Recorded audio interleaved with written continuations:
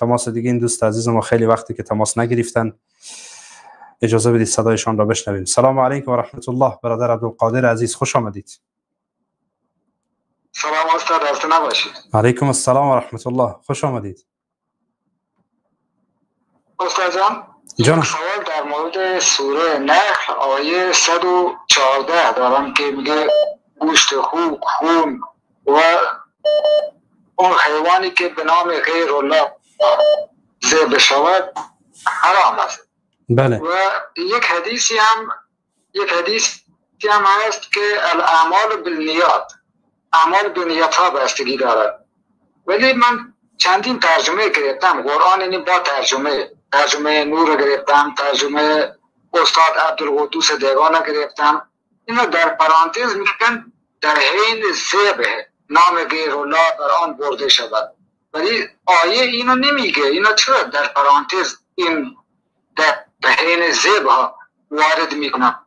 اگر من این پرانتز از قرآن خودم حذف کنم، مستقیم آیه قرآن بخونم، این مشکلی داره یا نه؟ یا همون ترجمه‌ای که بدون ذبح تنها حذف شود؟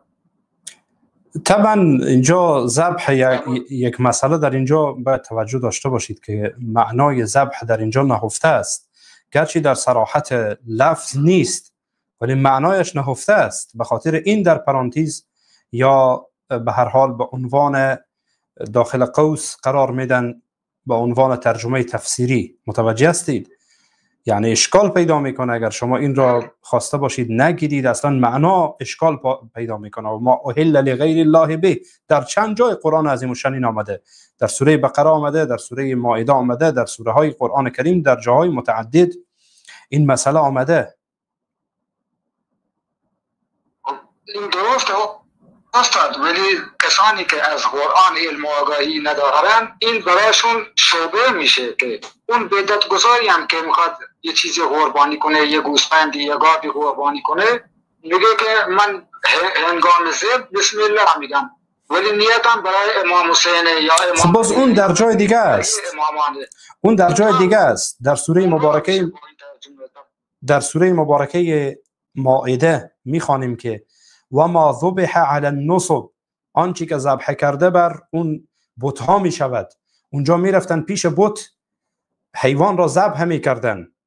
خب طبعا این در ضمن این آیه قرار می گیره. این که نام غیر الله گرفته می شود این بحث جدایی هست، و این که در پیش قبری به نیت تبرک و احترام یا در پیش سنگی چوبی معبود دیگری کشته می شود این بحث جدایی هست، این هم حرامه. طبعا در سوره مبارکه مائده آیه 3 میخوانیم این مسئله را.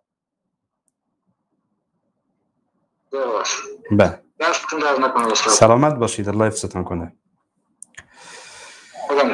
سلامت باشید، جزاکم الله خیرا و بارک الله فیکم. به هر حال از خدمت شما عزیزان و بزرگواران آهسته آهسته رخصت میشم دیگه. در حفظ و پناه الله سبحانه و تعالی باشید تا برنامه بعد و دیدار بعد. السلام علیکم و رحمت الله و برکاته.